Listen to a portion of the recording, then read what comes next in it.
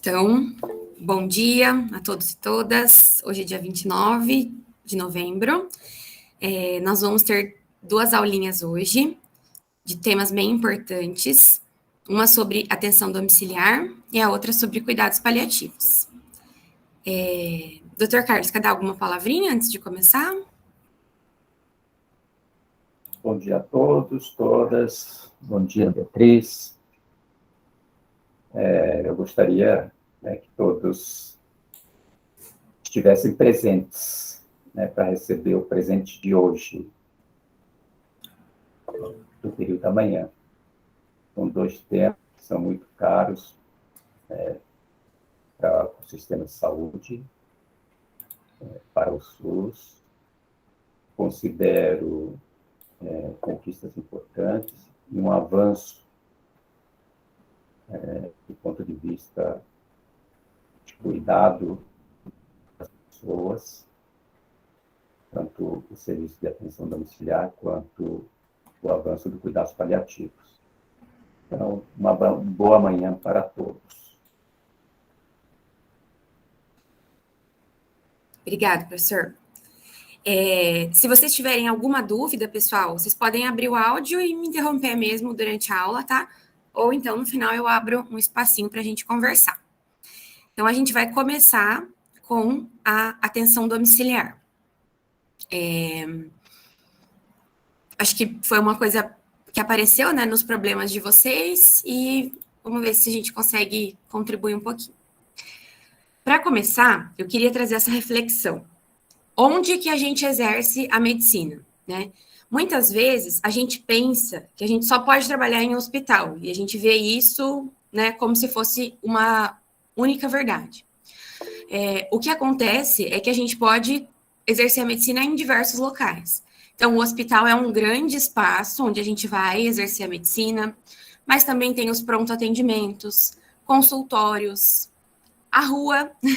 A rua pode ser tanto para as equipes que trabalham com consultório na rua, que é uma equipe específica, né, para a população que vive em situação de rua, mas também, por exemplo, no SAMU. Vocês tiveram um encontro, né, uma visita virtual lá com o SAMU, com o Dr. Felipe. A grande parte, né, dos pacientes que acionam o SAMU estão na rua por diversos motivos, né, acidentes, enfim. As unidades básicas de saúde, né, os postos de saúde também são um cenário possível, UTIs, enfermarias, né, então aquelas pessoas que estão internadas, né, aqueles leitos, podem ter várias pessoas no mesmo quarto, um quarto para cada pessoa, isso vai depender da condição financeira mesmo, né, da possibilidade do hospital. O IML é um local também de perícias, de investigação de mortes, de óbitos, enfim. Existem muitos ambulatórios de diversas especialidades, diversas características, públicos, privados, de especialidades específicas, de doenças específicas, então é uma gama grande aí. Prisões, então a saúde prisional faz parte também, né, do processo. Quem já leu os livros, por exemplo, do Drauzio Varela, é bem significativo, assim, né, a experiência dele dentro das prisões, e é um local onde a gente leva a saúde, dentro de toda aquela insalubridade, alguém vai lá para levar a saúde, né, então, ao mesmo tempo que é um desafio, é uma coisa necessária. Existem as unidades fluviais, então tem muitas, a gente costuma falar das populações ribeirinhas, né, pessoas que vivem isoladas por conta da localização geográfica, e existem unidades fluviais móveis que atendem essas pessoas, e se não existissem essas unidades fluviais, elas ficariam à margem, né, do sistema de saúde. Aldeias, a saúde indígena é algo bem importante também. Eles têm muito recurso, muita sabedoria, né, em relação à saúde, e a nossa visão de saúde acaba sendo um pouco necessária, porque as nossas doenças acabaram adentrando, né, as aldeias da população indígena, e aí também faz necessário a gente corrigir o que a gente causou, enfim. Em um contexto com acidentes, então, por exemplo, mesmo exemplo do SAMU, né? Às vezes os CIATs, bombeiros chegam antes, mas o SAMU chega, enfim, é um local, ou vocês mesmos podem estar andando de carro em algum momento e ter que fazer o primeiro atendimento ali. Salas de aula, quem é médico e é professor também exerce a medicina dentro das salas de aula. A profissão de professor, às vezes, é muito desvalorizada, né? Fala assim, mas você só dá aula ou você trabalha também? Mas é um campo possível. Existem alguns médicos que seguem para gestão, e aí tem especializações específicas para isso, né? Gestão de saúde pública, de saúde privada.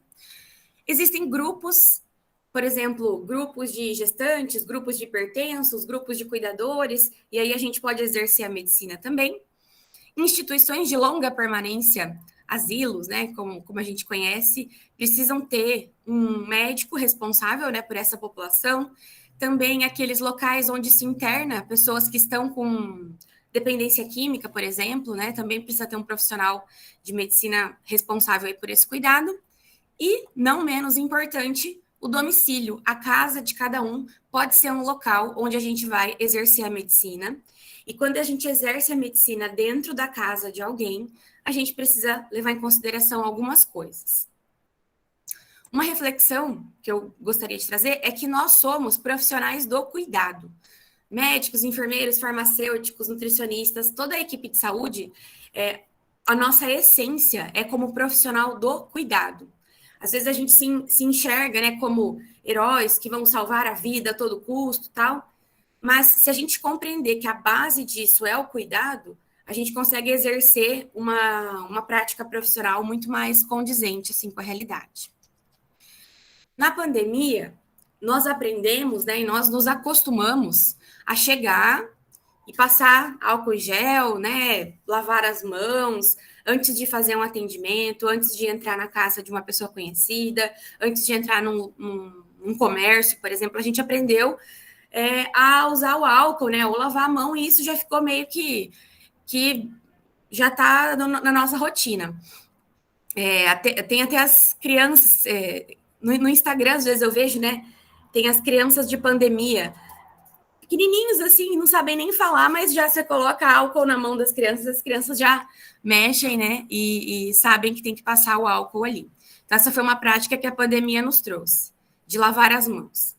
E quando a gente entra no domicílio, quando a gente entra na casa de uma pessoa, uma coisa que a gente deveria fazer é lavar os nossos olhos, lavar as nossas lentes. Você não pode entrar na casa de alguém achando que o que é normal é o que você enxerga ou o que você vive é o correto. Então, a gente tem que fazer esse exercício de limpar as lentes, né, lavar os olhos e entrar na casa das pessoas entendendo que você está entrando num solo sagrado para ela. Por mais precário, por mais sem higiene, sem saneamento, enfim, que seja aquela casa, o lar de alguém é algo sagrado para aquela pessoa, é para onde ela volta depois do dia dela, onde ela criou os laços familiares dela, sejam eles bons ou ruins, enfim. Então, essa questão do respeito ao entrar no domicílio é bem importante. Quando a gente entra, a gente tem que cumprimentar todo mundo que está lá, entender qual que é o papel de cada um, respeitar os animaizinhos, né, que estão lá, a dinâmica familiar, não tentar orientar nada que seja muito da sua realidade e não da pessoa. Então, sempre perguntar o que ela acha que poderia estar melhor, o que ela faria para melhorar tal situação, e nunca de cima para baixo, né? Então, esse exercício de lavar os olhos quando você entra no domicílio de alguém é uma mensagem que eu queria deixar para vocês. Não é fácil. Às vezes você entra em algum local que é extremamente diferente daquilo que você está acostumado, mas é um treino diário. Não vou falar que eu nunca, né, fiz algo errado, claro que sim. A gente tem que melhorar todo dia, mas ter essa consciência já é um primeiro passo. Definindo, né, essa atenção domiciliar, esse cuidado dentro do domicílio, é uma forma de atenção à saúde, né, que ela é oferecida na moradia do paciente. Ela tem algumas ações principais: promoção à saúde, prevenção de eventos e agravos, tratamento de doenças e reabilitação. Por que essa atenção domiciliar ela é importante? Ela é importante para garantir que o cuidado ele seja continuado. Quando a gente pensa em rede de atenção à saúde, você pensa em todos aqueles pontos que eu trouxe lá no primeiro slide, falando de onde a gente exerce a medicina. Então, às vezes, a pessoa está internada numa enfermaria, numa instituição de longa permanência, ela tem alta, de certa forma, com alguma um pouco debilitada, e ela vai para o domicílio dela. Se não existisse essa atenção domiciliar, esse cuidado, ele se quebraria. E a gente precisa fazer um cuidado de forma continuada, senão você acaba perdendo tudo que você ganhou naquele local onde a pessoa estava, né? Então, por isso que ela é importante. Tem essa RDC da Anvisa de 2006, que ela estabelece algumas definições sobre atenção domiciliar. E ela diferencia o serviço de atenção domiciliar, a assistência domiciliar e a internação domiciliar. São 3 coisas que parecem iguais, assim, mas na verdade não é. Então, o SAD, que é o Serviço de Atenção Domiciliar, é uma instituição e ela é responsável por essa operacionalização da assistência. Aqui em Londrina, por exemplo, o SAD ele é um local físico que tem as suas equipes e que faz todo esse planejamento e gerenciamento. Como eu vou admitir pacientes? Como eu vou dar alta? Diante da equipe, dos carros que eu tenho, como que nós vamos organizar as nossas visitas? Quando que vai o médico? Quando que vai o fisioterapeuta? Então, o Serviço de Atenção Domiciliar é essa instituição. A assistência domiciliar são as atividades, né, programadas e continuadas, desenvolvidas no domicílio. O serviço de atenção domiciliar presta assistência domiciliar, mas a assistência domiciliar não é feita só pelo SAD. Exemplo, você, enquanto médico, você pode atender um paciente no seu consultório particular, por exemplo, e propor um atendimento domiciliar para alguém da casa ou para o próprio paciente em um momento que ele esteja mais impossibilitado, né, de ir para o seu consultório. E isso é uma assistência domiciliar. Na atenção primária à saúde, a equipe está muito acostumada a fazer visitas no domicílio. Os agentes comunitários de saúde fazem cadastramento das famílias dentro do domicílio. Os médicos, enfermeiros, fisioterapeutas fazem visitas domiciliares para pessoas que estão acamadas, né, ou domiciliadas, que não conseguem ir até a unidade básica de saúde. Então, a assistência domiciliar ela pode ser prestada por diversos tipos de profissionais em diversos cenários.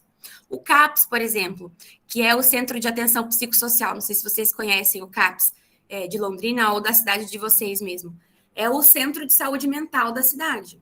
Dependendo da complexidade do caso, o CAPS também faz assistência domiciliar, também faz visitas para as famílias para entender um pouco melhor o que acontece lá, né, no domicílio.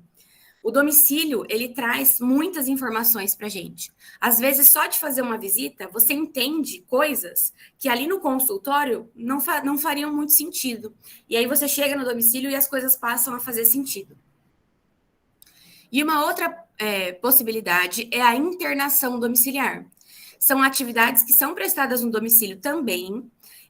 A assistência em tempo integral pode ser presencial ou indireto, por telefone ou mensagem, para pacientes que têm quadro clínico mais complexos e que têm necessidade de alguma tecnologia específica. Então, por exemplo, oxigênio domiciliar, precisam de medicação de 12 em 12 horas, endovenosa. Então, esse tipo de tecnologia, né, que a internação pede, é possível que o paciente tenha essa necessidade, e aí o serviço de atenção domiciliar vai providenciar essa internação, certo? Deixa eu tomar um gole de água. Dentro dessa política, existem os objetivos. Por que o serviço de atenção domiciliar existe? E tem alguns eixos aí dos objetivos. Um deles é a humanização do atendimento. Entende-se que quando você cuida da pessoa na casa dela, esse cuidado fica, de certa forma, mais humanizado. Isso não é regra. Tem pessoas que vão preferir não estarem no hospitais e tal. É a minoria? Sim, mas existe. Então, por isso que a gente sempre tem que perguntar o que a pessoa deseja, né? Se for possível para aquela família, para aquela pessoa ser cuidada em casa, a gente entende que é um cuidado muito mais individualizado. A pessoa tem menos chance de fazer delírio. Delírio é um estado confusional agudo que muitas pessoas, principalmente os idosos, quando estão internadas, entram em delírio. Por quê? Porque imagina vocês numa UTI, não tem relógio em lugar nenhum, ficam bi, bi, bi, bi, bi o tempo inteiro, luz acesa, de 12 em 12 horas troca a equipe, nessa passagem de plantão. É um monte de conversação, assim, do seu lado, porque tem que passar, né, o que aconteceu naquelas 12 horas que a pessoa esteve. O posto de enfermagem fica sendo acionado toda hora, fica fazendo aquele barulho. É muito fácil um idoso falar, meu Deus, onde eu tô? Será que eu morri? Será que, sei lá, o que aconteceu comigo? Aí a pessoa entra num estado confusional que pode ser difícil de voltar.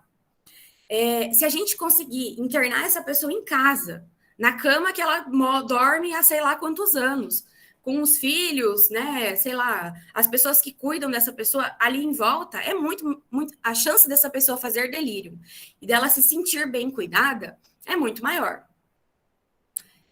Outro objetivo é que a equipe de atenção domiciliar, ela tem por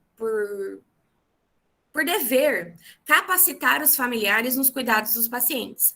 Então, manejo de algumas feridas, orientar que tem que virar no leito, né? Não dá para ficar na cama 24 horas na mesma posição. Então, tem que ir virando a pessoa. Alguns cuidados, por exemplo, quando a pessoa vai para casa com traqueostomia, com gastrostomia, precisa cuidar desses dispositivos. Então, tem alguns cuidados que a equipe precisa capacitar os familiares nesse cuidado.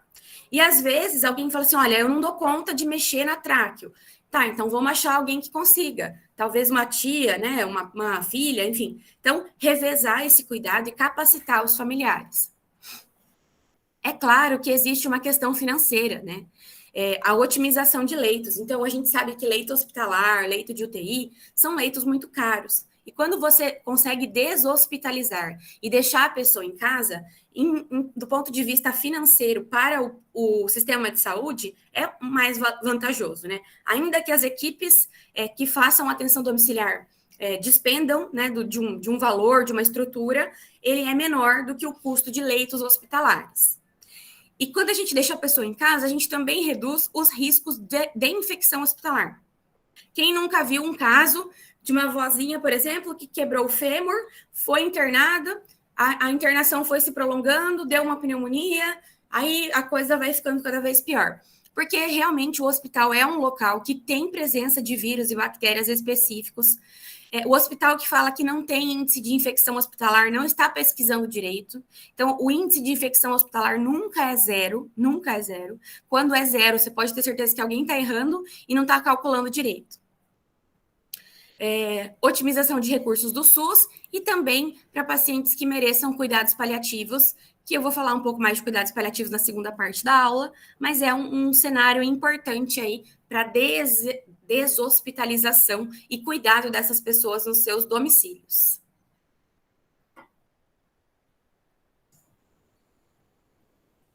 Uma pergunta é: como que esse paciente vai chegar ao serviço de atenção domiciliar? Quem vai encaminhar? Como a gente vai conhecer? Então, cada município tem um impresso específico com os dados que você precisa preencher, explicando quem é esse paciente, quais são as necessidades dele no domicílio, tem alguém que cuida dessa pessoa? Tem energia elétrica, por exemplo? Exemplo, se for uma pessoa que precisa de oxigenoterapia, tem alguns concentradores de oxigênio que são ligados na energia. Então, tem que ter energia elétrica, senão tem que ter mínimas condições para a pessoa conseguir ir para o domicílio. Senão, ela acaba ficando numa internação, muitas vezes uma internação social, porque não tem condições de ir para casa e receber os cuidados que essa pessoa necessita. Então, nesse impresso tem tudo isso, quem mora em casa, quem vai poder cuidar dessa pessoa. Não existe pelo SUS cuidadores, né? Então, não tem nenhuma pessoa que vai ficar 24 horas ou 12 horas por dia ali com a pessoa. A equipe de atenção domiciliar vai lá, vai determinar uma frequência. Então, por exemplo, o médico vai uma vez por semana, o fisioterapeuta vai 2 vezes por semana, o assistente social vai 1 vez por mês. Então, existe essa frequência, existe a disponibilidade da equipe por telefone ou por mensagem, mas não existe cuidador específico, que fica lá 12, 24 horas com a pessoa. Isso, a família vai fazer esse papel, ou a família vai contratar alguém, caso tenha possibilidade financeira para isso, né?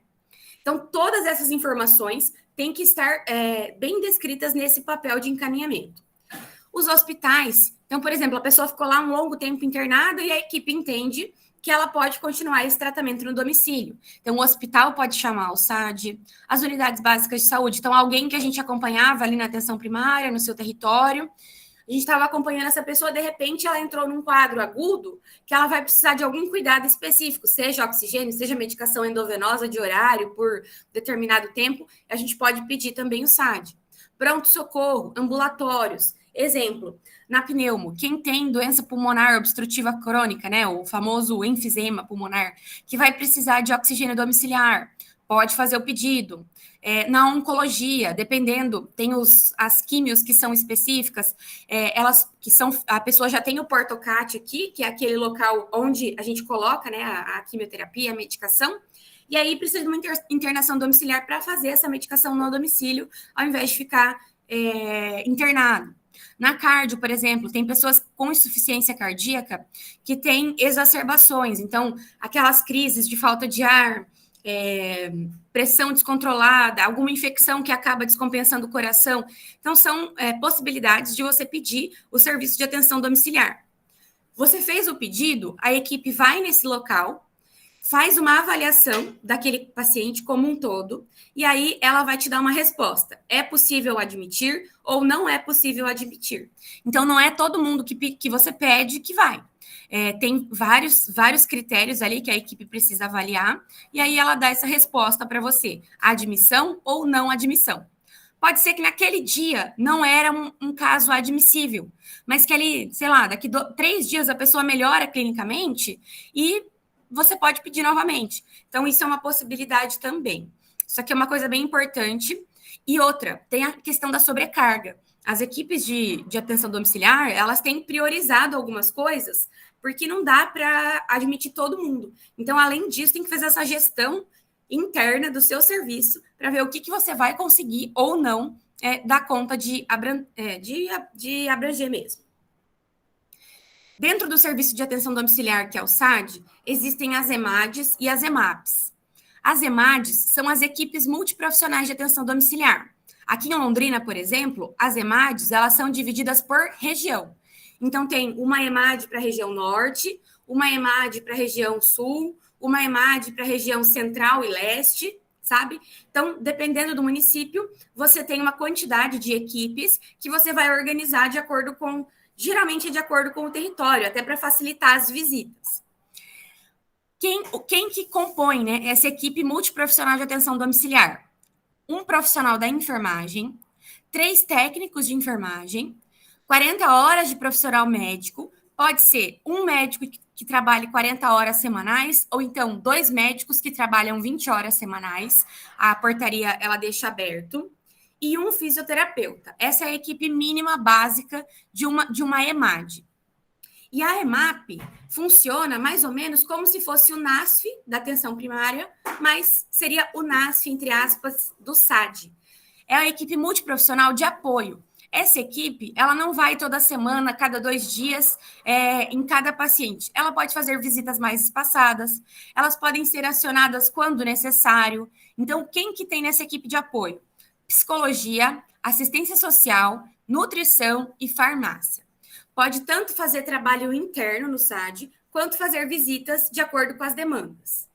Aqui no nosso município, a atenção domiciliar existe desde 96. Londrina é uma das pioneiras, tanto na atenção primária à saúde, com a estratégia de saúde da família, quanto com a atenção domiciliar. Só que ela foi cadastrada oficialmente nessa política só em 2012. E aí passou a ter uma verba específica para esse fim. Mas desde 96, Londrina já tem essa prática, inclusive com cuidados paliativos. Existem essas modalidades que eu acho que vocês já devem ter estudado, né? O AD1 e o AD2 e o AD3. O AD1 é a atenção domiciliar que a atenção básica faz. Então, quando a gente pensa em atenção domiciliar, a gente não fala só de SAD, a gente fala também de atenção básica, de atenção primária à saúde, que são as equipes de estratégia de saúde da família. A visita domiciliar, como eu falei para vocês, na APS é algo muito corriqueiro. A gente não passa uma semana sem fazer visita domiciliar. Falo isso com propriedade, né? Vocês sabem que eu sou médica de família, trabalho na atenção primária. Então, toda semana a gente tem visita para fazer. E a complexidade da visita vai depender do estado ali do paciente. Às vezes a gente tem que encaminhar para urgência e emergência, às vezes a gente tem que acionar o SAMU, às vezes a gente pede avaliação do SAD. Então, o AD1 é de responsabilidade da atenção básica e a maior parte dos pacientes que estão domiciliados serão responsabilidade da atenção básica. Quem que vai para o AD2 e o AD3? O AD2 é quem tem, além da impossibilidade, né, de se locomover, são pessoas que necessitam de maior frequência do cuidado, de mais recursos de saúde e de um acompanhamento contínuo. Recursos de saúde é a palavra-chave aqui do AD2. Então, o SAD, por exemplo, ele tem alguns aparelhos, algumas tecnologias mesmo que a atenção básica não tem. Então, eles têm oxigenoterapia, eles têm sugador para limpar secreções, né, de gás, de traqueostomia, por exemplo. Eles têm como fazer visitas mais frequentes. Na atenção básica, imaginem, uma equipe tem ali mais ou menos, por definição, deveria ter 3.000 pessoas. Na prática, gente, é muito difícil a gente ter menos do que 10.000 pessoas sob nossa responsabilidade. Dessas 10.000 pessoas, é claro que não está todo mundo acamado, mas é um número alto de pessoas que estão acamadas. Você não consegue ir 2 vezes por semana em cada um, ou 1 vez por semana em cada um. Você não consegue fazer isso. Então, às vezes, quando essa pessoa precisa de uma atenção mais intensificada, a gente acaba acionando o SAD. E o que muda do AD2 para o AD3 são esses equipamentos mais específicos ainda, como, por exemplo, oxigênio domiciliar, ventilação mecânica. São pacientes de complexidade bem maior do que o AD1 e o AD2. Então, o AD2 precisam de algum recurso de saúde especial e o AD3 de equipamentos duros, né? Então, ventilação mecânica, oxigênio domiciliar. E no AD2, os recursos de saúde, por exemplo, uma aspiração, um cuidado mais específico com alguma ferida que está com dificuldade de fechar, a capacitação dos familiares. Então, é mais nesse sentido de recursos de saúde. Aí, eu peguei a cartilha de atenção domiciliar e trouxe os principais tópicos que estão envolvidos nessa política de atenção domiciliar. Então, o título sempre vai ser o nome de um capítulo, e esses títulos depois, dentro dessa cartilha, está tudo bem desenvolvido, e eu vou deixar disponível para vocês essa cartilha. Mas só para vocês terem uma ideia geral de tudo que envolve atenção domiciliar. Dentro da gestão do cuidado, nós precisamos fazer acolhimento, é um pouco daquilo que eu falei no começo, sabe? De você chegar no domicílio, entender e respeitar onde você está chegando, acolher os familiares, acolher os pacientes, e eles acolherem vocês também, porque vocês estão entrando num território que é deles, né? A clínica ampliada, enxergar a pessoa como não só a doença, mas levar em consideração os outros aspectos dela.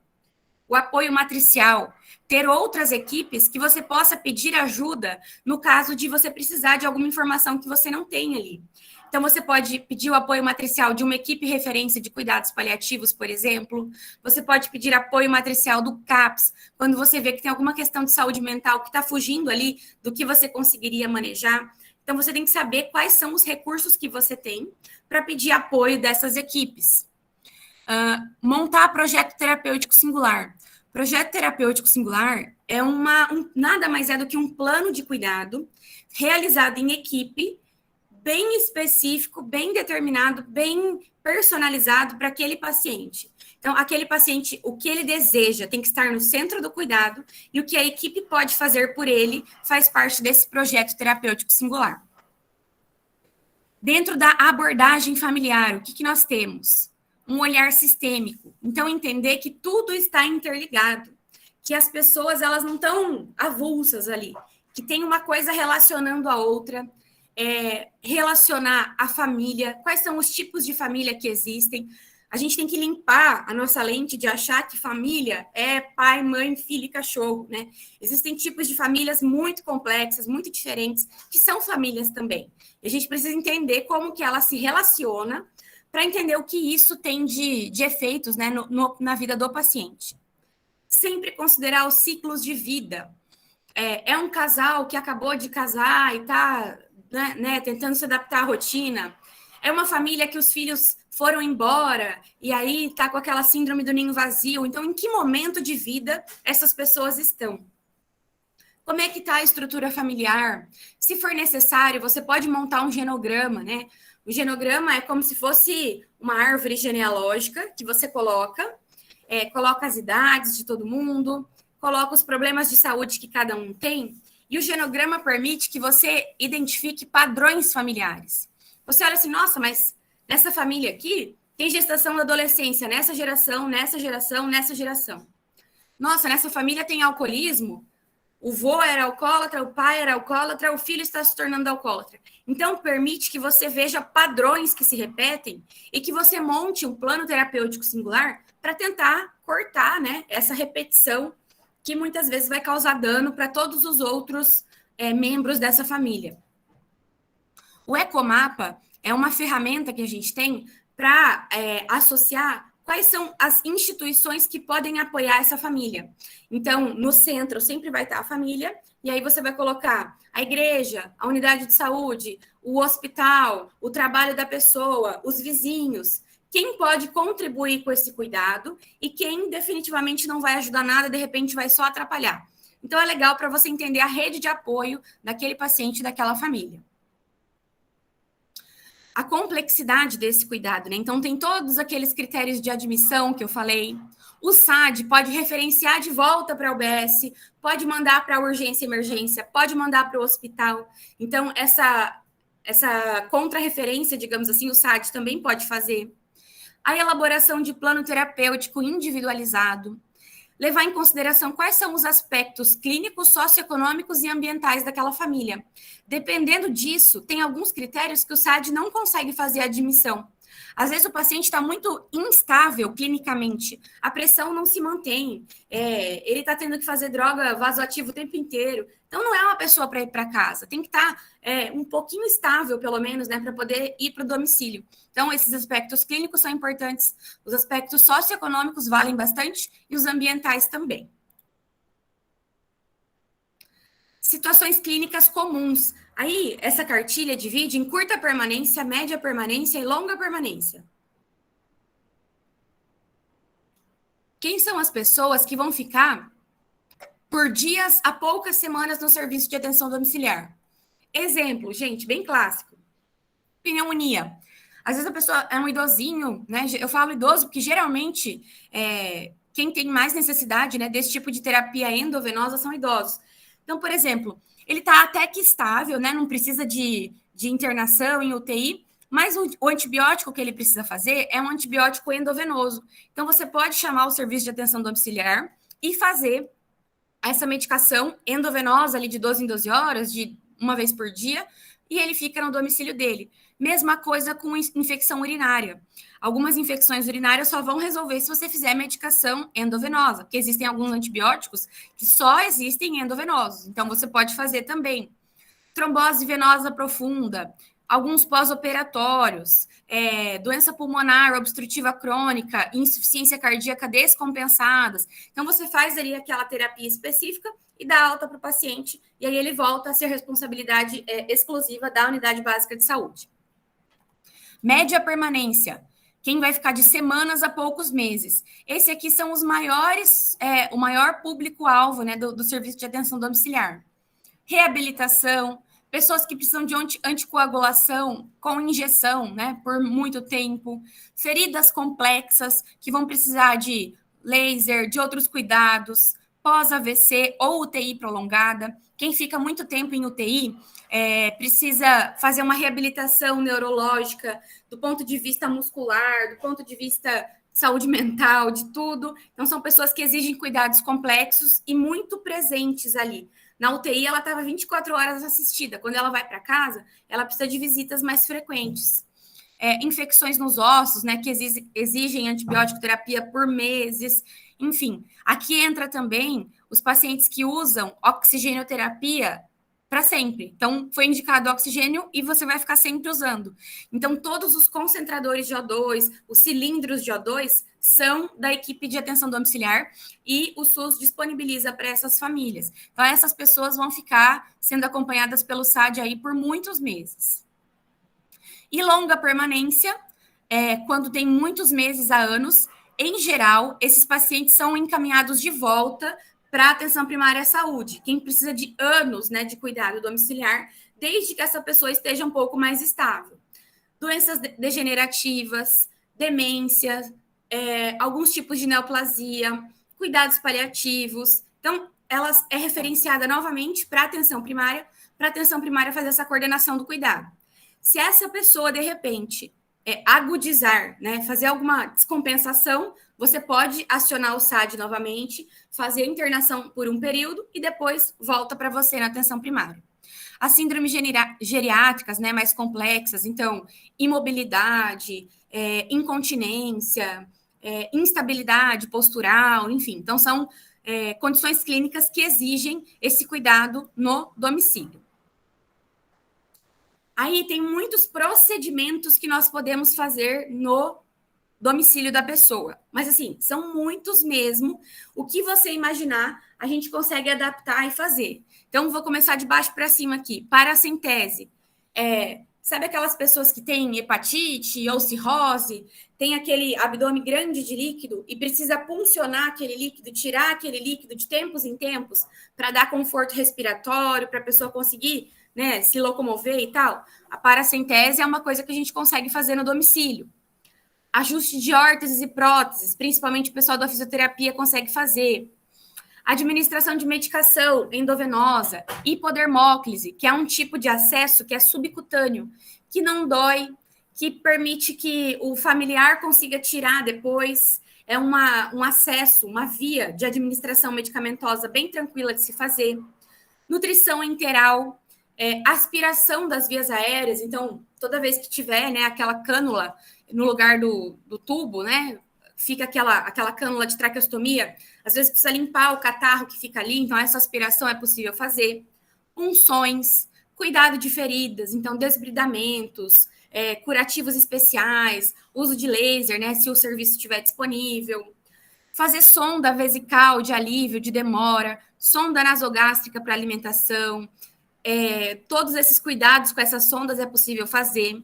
A cistostomia, que é uma sonda na bexiga da pessoa. Então, toda vez que tiver ostomia, significa que é um orifício que você vai passar uma sonda. E aí, o nome, o prefixo aí dessa palavra vai estar indicando onde esse buraco, esse orifício está. Então, cisto é de bexiga, nefro é de rim. Então, uma ostomia no rim, uma ostomia na bexiga, uma ostomia no cólon, uma ostomia no jejuno, uma ostomia no ilho, uma ostomia no gastro, no estômago. Então, tudo isso é possível fazer esses cuidados, né, com essas ostomias. E uma das principais, uma das que a gente mais fala é a traqueostomia, né, que é a ostomia na traqueia, que é o que garante a respiração da pessoa. E aí a gente tem que fazer higienização, aspiração, acoplar no cilindro de oxigênio. Quando a pessoa vai tirar, ela tem condições de tirar aquela tráqueo e voltar a falar, nós também podemos fazer essa descanulação. Então, são muitas coisas possíveis para fazer no domicílio e o céu é o limite, assim, de acordo com a sua experiência e com a disponibilidade de materiais, a gente consegue fazer muita coisa dentro do domicílio. Pode ser que você chegue em uma visita e tenha uma intercorrência. Então, você pode chegar, a pessoa pode estar em franca dispneia, em franca falta de ar, ela pode estar desacordada com hipoglicemia, e aí você tem que agir rápido, fazer um HGT, corrigir a glicose se for necessário, senão essa pessoa pode até começar a convulsionar. Ou você pode chegar e ela já estar convulsionando, seja por hipoglicemia, seja por uma epilepsia de base. Pessoas que estão vomitando, pessoas que caíram da cama, do leito, enfim, e fizeram traumas, diarreia excessiva, delírio, que é aquele estado confusional que eu falei. Como eu disse, em casa é bem mais difícil fazer delírio, mas pode ser que a pessoa faça. Infecções, por exemplo, são grandes causas de delírio. Então, a gente tem que saber identificar, nossa, o que será que está infectado, né? Será que é a urina? Será que é uma pneumonia? Será que é uma infecção de pele? Então, você precisa fazer todo esse rastreio na pessoa. Dor abdominal intensa, que pode evoluir para um abdômen agudo e precisar de cirurgia. Você pode suspeitar que a pessoa teve um AVC. Alguém pode ter administrado algum medicamento errado, você tem que corrigir isso aí. Disfagia, a pessoa não está conseguindo engolir, ela pode ficar até empalada, então você tem que fazer toda a orientação de mudar para dieta líquida ou pastosa, enfim. E se essa pessoa está com disfagia e ela insiste em comer alimentos sólidos, ela pode fazer uma broncoaspiração. O alimento vai para as vias aéreas, pulmonares, e aí faz uma pneumonia difícil de tratar. A pessoa fica muito debilitada. Então, muitas vezes você pode ter que referenciar para o hospital, dependendo do caso. As sondas podem ter obstruído. Você pode estar suspeitando que essa pessoa está infartando com dor torácica e algum sangramento ativo. Então, na sua maletinha de visita domiciliar, você tem que ter um kit de primeiros socorros. Isso é clássico. Todo mundo que começa... Vocês vão passar por alguma dessas situações se estiverem fazendo visita domiciliar. É impossível não ter nenhuma intercorrência. Isso que sempre acontece. E, se eu não me engano, é o último dessa parte de atenção domiciliar, é entender que a complexidade do cuidado ela é tão vasta que tem algumas situações especiais que a equipe também tem que saber lidar. Você pode estar diante de um caso de violência, maus tratos ou negligência. Isso acontece com crianças, com idosos, pessoas familiares que deixam, né, a pessoa lá no quarto, não cuidam, não dão banho, não viram no leito, não dão comida. Cresce míase. Não sei se vocês sabem o que é míase, mas é quando uma mosquinha pousa ali na mucosa e aí enche de larva. Então, acontece isso. Você chega para cuidar de uma ferida, de um curativo, de uma ostomia e tá cheio de larvinha ali. Aí, dependendo da complexidade, você tem que saber como você vai manejar. Isso não é incomum. Acho que eu devo ter até alguns vídeos aqui, mas é coisa meio feia. Quando tem feridas extensas e a família não está virando, né, conforme orientado, isso é de certa forma, uma questão de negligência também, porque se você ficar 24 horas na mesma... Pensa vocês, né? Deita em algum lugar aí e fica... Você não pode se mexer por 5 horas. Vocês já vão ter dor, mesmo sendo jovens. Vocês vão sentir dor. Então, isso também é um tipo de negligência. Famílias vulneráveis, que às vezes não têm condição mínima de higiene, de alimentação, que acabam alimentando as pessoas só com fubá, porque não tem realmente o que comer. Tem locais de violência urbana muito intensas, que onde eu trabalho, por exemplo, quando a gente não pode ir para o território fazer visita, o pessoal já manda mensagem para nós, fala, hoje não sai para visita, que hoje está tendo briga aqui na rua, vai ter tiroteio, alguma coisa assim. A gente pensa que isso é uma coisa exclusiva do Rio de Janeiro, né? Mas não é. Em todos os territórios isso existe. E aí, em geral, as máfias, né, digamos assim, protegem muito a unidade de saúde, porque sabem que a gente está ali para prestar um cuidado para eles, né? Ventilação mecânica, né? Então, seja por tráqueo, seja por tubo, ficar com ventilação mecânica em casa ainda é um desafio. Não são todas as cidades que conseguem prestar esse serviço. O ideal é que as pessoas estivessem em ambiente de UTI mesmo, hospitalar, porque muda muito rápido os parâmetros, mas tem alguns casos que por judicialização eles vão para casa, então exige um cuidado bem, bem especial, assim. Preparar o óbito no domicílio, se aquilo for vontade daquela família, daquela pessoa, a gente consegue preparar esse momento de óbito, e depois do óbito a gente continua cuidando da pessoa no luto. Então isso é uma coisa bem importante, bem especial, é uma situação extremamente delicada para a equipe, e precisa estar bem habituado a isso, ter muito conhecimento técnico para conseguir manejar esse óbito no domicílio. E a questão de cuidando com o cuidador. Muitas vezes, o cuidador daquele paciente está mais adoecido que o próprio paciente. Dá muito trabalho cuidar em tempo integral de alguém. Essa pessoa não tem tempo para ela, não consegue fazer os seus cuidados pessoais básicos, não pode sair porque a pessoa vai ficar sozinha.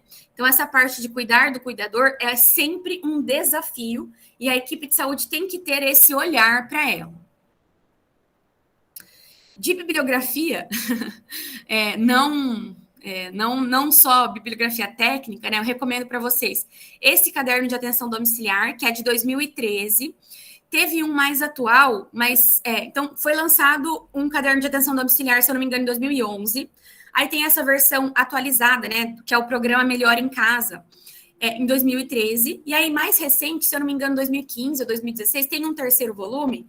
Mas esse terceiro volume, ele é mais ligado para aspectos nutricionais. Então, eu acho esse volume 2 mais completo no sentido de abordar todos esses tópicos que eu falei. Então, se alguém quiser aprofundar em algum deles, está tudo descrito lá e é um material bem legal.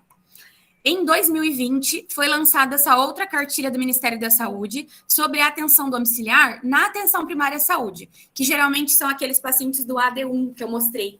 Então, aqui tem bastante coisa legal e é mais voltado para a prática na atenção primária. Então, são coisas bem bacanas.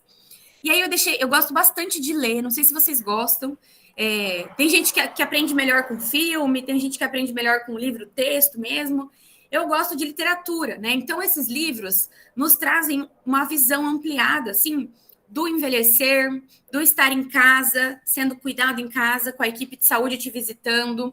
Nossa, esqueci, já acabei de lembrar de mais dois. Deixa eu até anotar aqui os outros dois que eu lembrei para adicionar aqui depois. Ó, eu lembrei do... Meu Deus, como é que é o nome do Mitch Albom? Doutor Carlos, tá aí? Você lembra do livro do Mitch Albom? A gente leu na pós?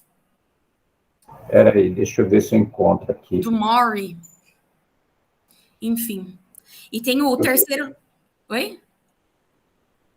Estou dando uma procurada aqui. Tá. E tem o terceiro livro da Ana Cláudia Quintana Arantes, que se chama... A Última Grande Lição. Isso, A Última Grande Lição. A Última Grande Lição é muito da bom. Vida. Verdade, esse aí. E o terceiro livro da Ana Cláudia Quintana Arantes também, que é Pra Vida Toda Valer a Pena. Muito bom também. Eu comprei no Kindle e perdi a noite. Varei a noite lendo, porque é muito bom. Vou adicionar aqui.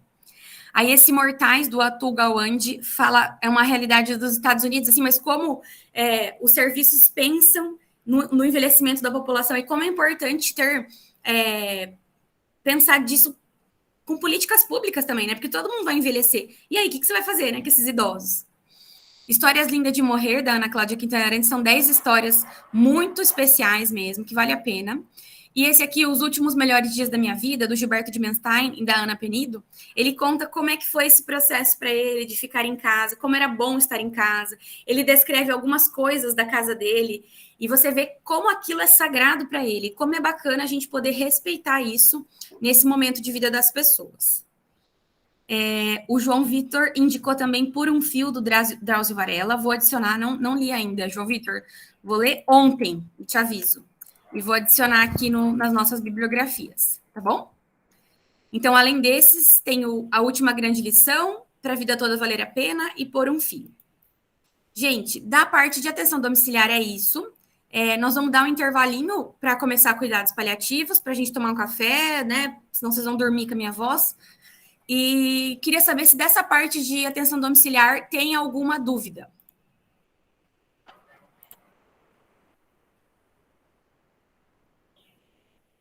Eu tenho uma dúvida, Beatriz. Pode falar. Quando a equipe de saúde está avaliando a possibilidade de liberar essa pessoa para ir para casa, eles levam em conta, por exemplo, critérios econômicos, se aquela família tem condições de lidar com a responsabilidade de cuidar de uma pessoa? Deveriam levar. Na ficha de admissão, deixa eu achar aqui, tem 3 espaços para você preencher. São aspectos clínicos, aspectos sociais e aspectos ambientais. Nesse aspecto social, você tem que saber... não sei onde eu enfiei aqui, mas estava aqui em algum lugar. Você tem que saber renda, quem que mora nessa casa, se consegue ou se não consegue fazer esses cuidados. Mas, assim, uma coisa é o que está escrito na política, outra coisa é o que as equipes fazem na prática. Então, às vezes, as equipes acabam negando quem não deveria negar e, às vezes, acabam admitindo quem não deveria admitir. Aqui, ó, são esses 3 aspectos que contém na ficha de encaminhamento. Aspectos clínicos, socioeconômicos e ambientais. Então, do que está escrito na política para o que uma equipe faz, existe um abismo. E a gente vê muitas equipes muito interessadas, né, bem comprometidas com o cuidado, e a gente vê equipes que não avaliam isso e falam, a família dá conta. E não é nem só a questão social, né, é a questão psicológica também. Se a família vai dar conta de receber uma pessoa, né, dependendo da condição que ela tiver em casa. Então, assim, é um assunto muito complexo. Sim, faz sentido. Eu acho essencial, né? Antes de você liberar uma pessoa para ir para casa, você tem que ver primeiro se as pessoas que constituem a rede de apoio dela têm condições, né, de continuar esse cuidado em casa. Perfeito. Beleza. Obrigada. Imagina. Todo mundo tem que analisar isso. Isso é negligenciado em alguns casos, né? Infelizmente. Tanto que no hospital existe muito o que a gente chama de internação social. São pessoas que já poderiam estar em casa há muito tempo, mas não têm condição, às vezes, de higiene, às vezes de comida, às vezes de um cuidador, e ficam tempos prolongados no hospital. Vocês vão ver isso quando vocês entrarem lá. Muitas internações sociais.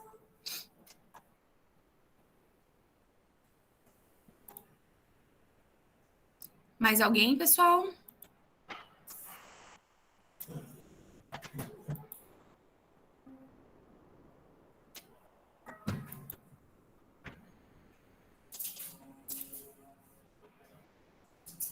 A Heloísa está perguntando se pode acontecer da família optar por não querer ir para o domicílio mesmo tendo condições. Sim, é mais raro, Heloísa. Na residência de medicina de família, a gente passa um bom período no SAD, né, nesse serviço de atenção domiciliar. Acontece da família não querer, mas são raros os casos. Geralmente está todo mundo louco para ir embora do hospital. Mas, como eu falei, você sempre tem que perguntar. Às vezes você fala, nossa, olha, essa família tem toda essa estrutura, vai ser super legal cuidar em casa. Aí você pergunta, a família não quer. Então, sempre colocar a pessoa no foco do cuidado, porque você acha melhor, não necessariamente aquela família também vai achar.